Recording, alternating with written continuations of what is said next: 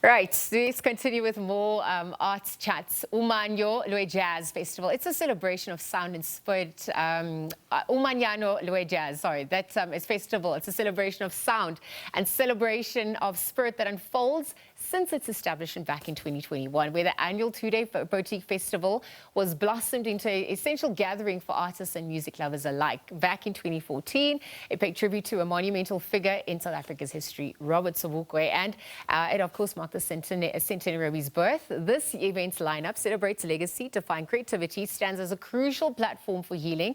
And to tell us a little bit more about this, we're going to be joined by the Curator Co-organiser Zukiswa White. Good morning and thank you for your time. Thank you so much for having me, and hello to your viewers.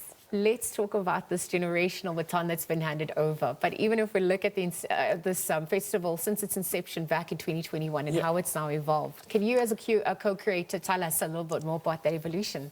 Fantastic. So Lwe Jazz was founded in 2021. If you recall, we were deep within grappling with a new normal as a result of the pandemic. And so there was really a need to hold a lot of the grief, a lot of, these complicated new dynamics that the country and the world at large was faced with. Now, when you're an African person, there's a central role that gathering plays, particularly when you think of life's biggest transitions, whether we are burying each other, we are marrying, we are graduating, and particularly in the context of grieving and what holding space for others looked like, that was no longer able to take place. So we were asking questions around, what do you do with a nation thrusted into a new normal? What do you do with the energy of those who ordinarily are our healers, who aren't able to perform, and those of us who, get something from that interaction, were left without it? And so it really started as politicizing and thinking about the importance of what it means to gather, and how can we reimagine what a new normal looks like without sacrificing the central role that gathering, that music and community plays in our life. Yes, and for our healing as well. Yeah. And uManyano Lwe Jazz, obviously it touches on social and political issues, to your point as well. Yes. Can you tell us a little bit more about that fusion?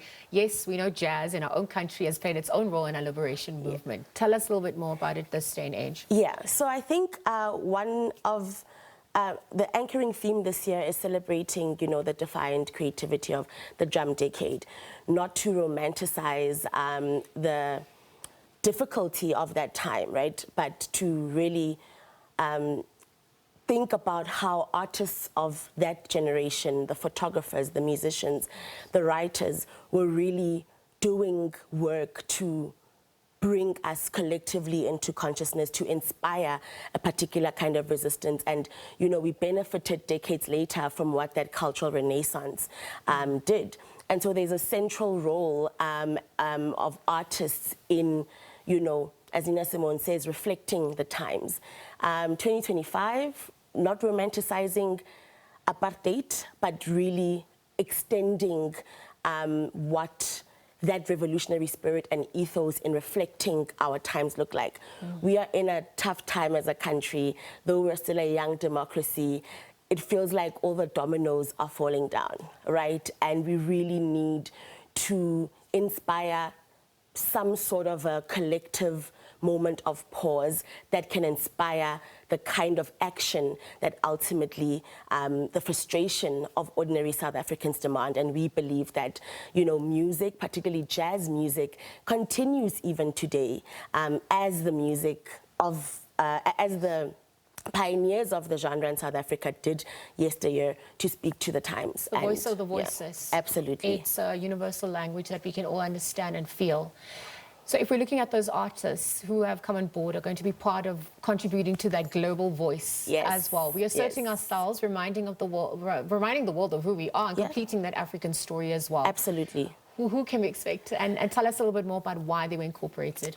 Amazing. So this is our most ambitious edition yet. We have 22 artists over 2 days, leaders of the new school, so the emerging bold, innovative young talent sharing the stage with masters of the craft. So we have Msaki, we have Tandintuli, we have Zawadi Mungu, Vuyo Vuyo, Ofente Sibola, really just artists who in their craft are pushing boundaries, not just sonically and in terms of innovating the genre, but their messages that their music carries, affirming our identity, affirming, you know, our right to be who we are, and most importantly, talking back to the politics and the social, you know, dynamics of our time. So we're simply saying that, you know, the music is continuing to do what the music has always done. And if we are thoughtful and careful as curators, we're really able to leverage the music to do exactly what it's meant to do. And uManyano Lwe Jazz is a space for that. It's more than just a festival. It's more than just a gathering. And people who are coming really do not even look at who's going to come at what time and I'm only going to go at 5. Trust me, from 12:30 when the gates open, you want to be at Villa Simone on the 6th and 7th of December. How do you measure the impact that it's also had, especially because you're saying it's not just about the music? Bob Marley says when music hits, you feel no pain. And so, yes, we're looking at ways to heal, to come together and celebrate as well. Yeah. No, I mean, from a, you know, an interpersonal, you know, a level, a lot of the feedback that we get about uManyano Lwe Jazz and really the ways in which we've been able to grow exponentially despite how intentionally small we were, because remember, COVID pandemic, we wanted to gather safely and meaningfully.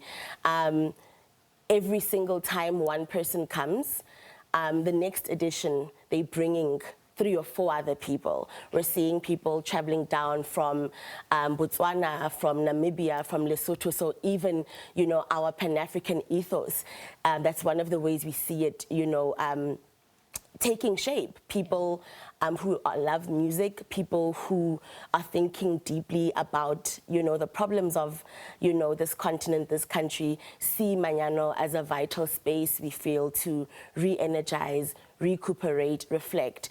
And we know that a few years from now, stories will be told about uManyano, but also another way that the impact happens is we've seen some collaborations continue to spark post an edition of Manyano in terms of, you know, how the musicians come to do the music themselves. But I think it's really special. I think there's impact beyond the festival, the visual languages that we adopt each year. Last year we celebrated, you know, the father of Azania, Robert Sobukwe, and in a country that has erased sort of his impact, we were able to re-memorialize and re-politicize his central role. And I think, you know, the festival is doing what it's intended to do, and the musicians who come on board continue that work, and of course the community that we keep building along the way. Long live the music, long live the world. Thank you so much for your time, and lest we never forget. We're going to leave a conversation there, but Zukiswa White joining us Friday and early this morning, of course, chatting about this year's